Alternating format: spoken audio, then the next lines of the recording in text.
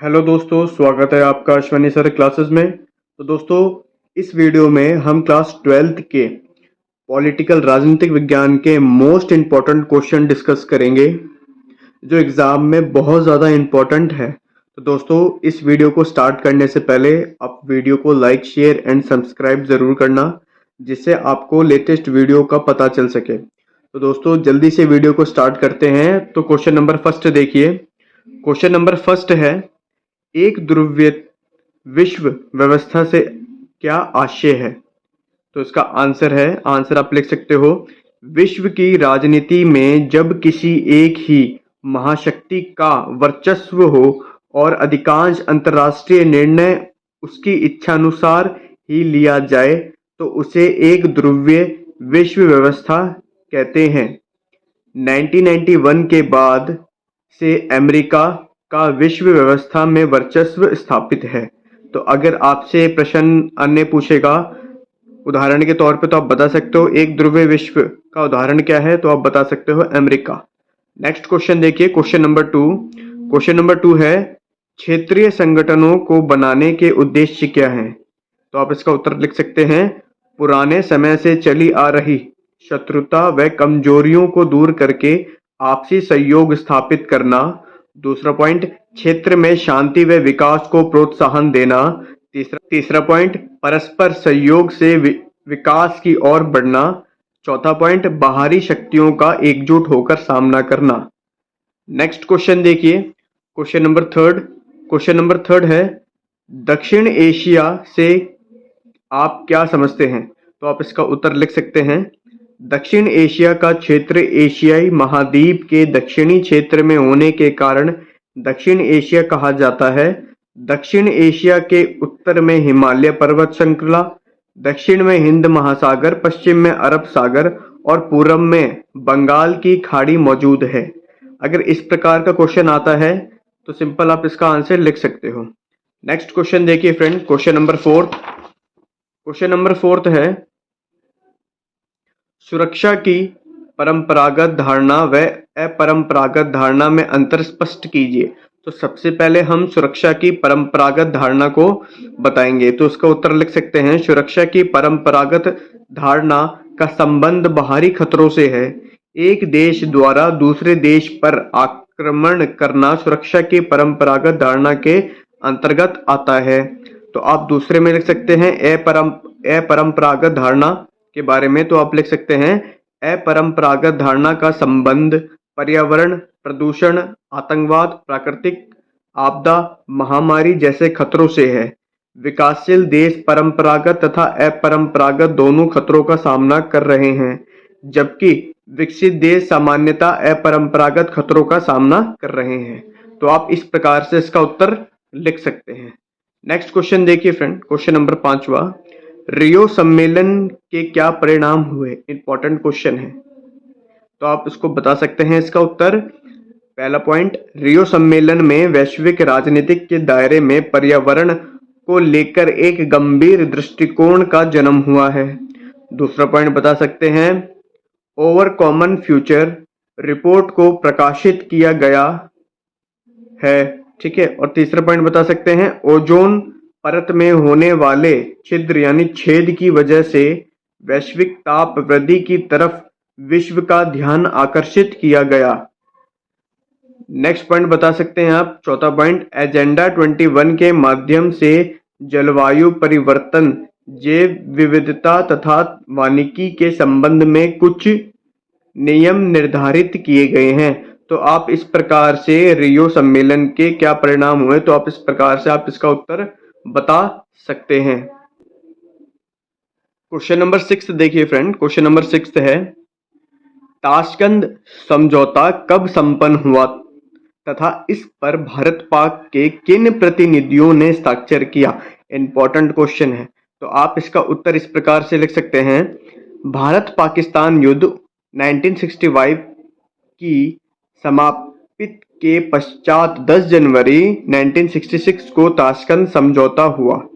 इस समझौते पर भारत के प्रधानमंत्री लाल बहादुर शास्त्री तथा पाकिस्तान के उपराष्ट्रपति अयूब खान ने हस्ताक्षर किए।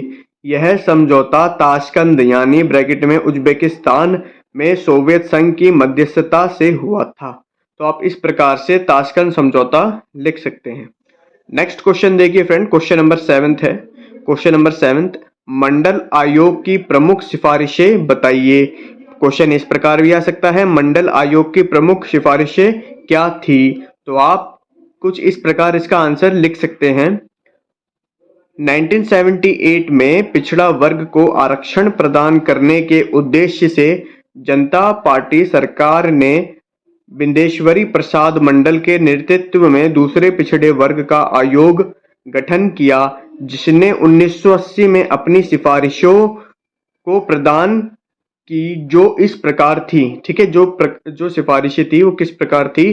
तो आप पहला पॉइंट इसके अंदर लिख सकते हैं, पिछड़ा वर्ग को पिछड़ी जाति के अर्थ में स्वीकार किया जाए, क्योंकि अनुसूचित जातियों से अलग ऐसी अनेक जातियां हैं जिन्हें वर्ण व्यवस्था में नीच समझा जाता है। और दूसरा पॉइंट भी आप लिख सकते हैं। दूसरा पॉइंट देखिए, आयोग ने एक सर्वेक्षण किया और पाया कि इन पिछड़ी जातियों की शिक्षा संस्थाओं और सरकारी नौकरियों में बहुत कम हिस्सेदारी है। तीसरा पॉइंट भी आप देख सकते हैं। तीसरा पॉइंट है, अंत है, आयोग ने इनके लिए शिक्षा संस्थाओं व सरकारी नौकरियों में 27% सीट आरक्षित रखने की सिफारिश की है।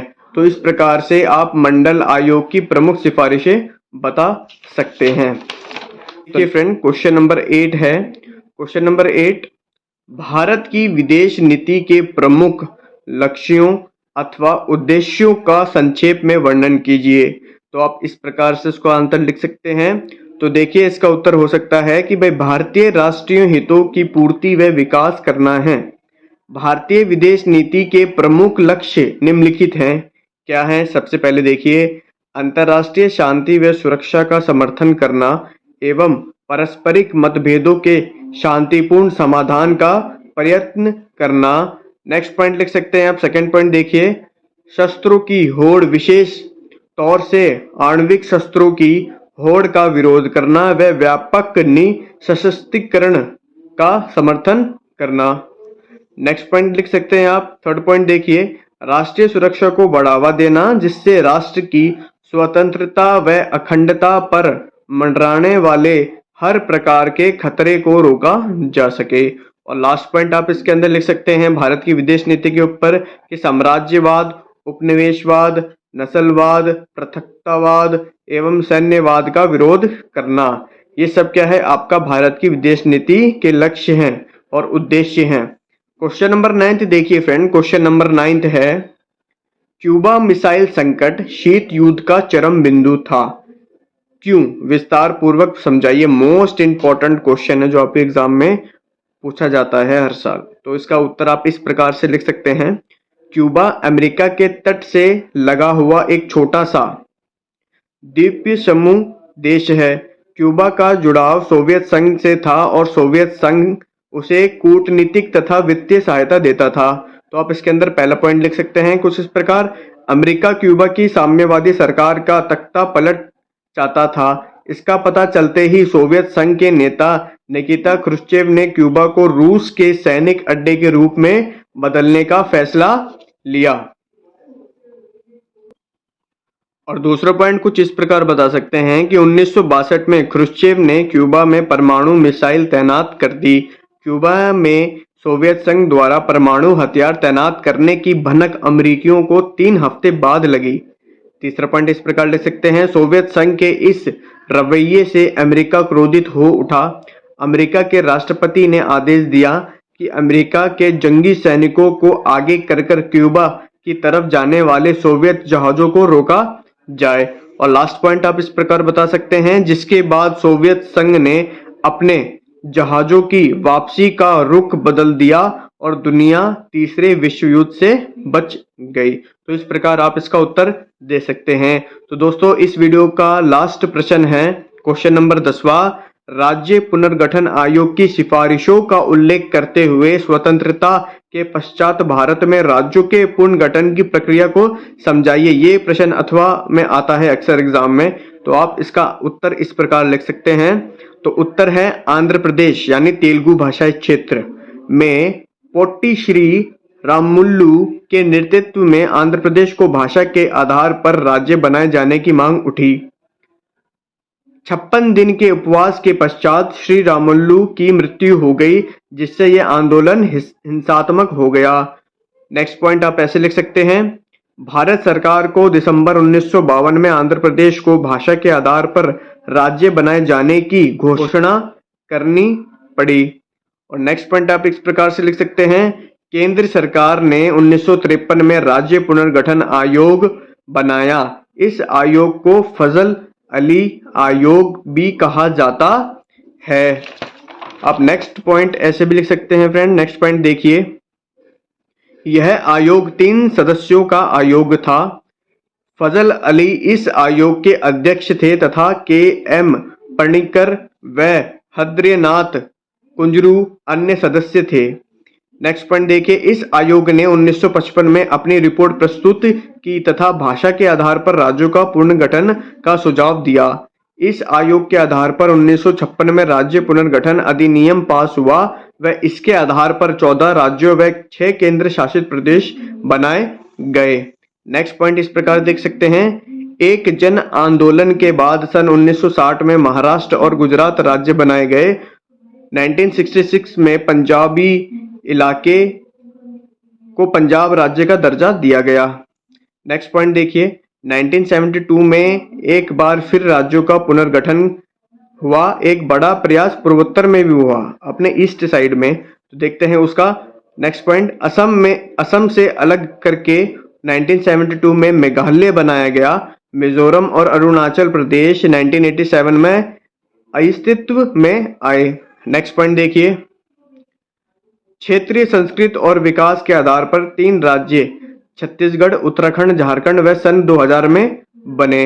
नेक्स्ट पॉइंट देखिए, 2014 में आंध्र प्रदेश से अलग तेलंगाना राज्य बना। लास्ट पॉइंट देखिए, इसी प्रकार महाराष्ट्र में विदर्भ, पश्चिमी में उत्तर प्रदेश में हरित प्रदेश और पश्चिम बंगाल से उत्तरी भाग अलग राज्य की मांग कर रहे थे। तो दोस्तों आपने देखा, ये सारे मोस्ट इंपॉर्टेंट 10 क्वेश्चन हैं जो क्लास 12th के लिए मोस्ट इंपॉर्टेंट है। तो दोस्तों आज की वीडियो में इतना ही। अगर आपको ये वीडियो पसंद आए तो प्लीज अपने दोस्तों के साथ इस वीडियो को लाइक, शेयर और साथ में सब्सक्राइब जरूर करना। धन्यवाद।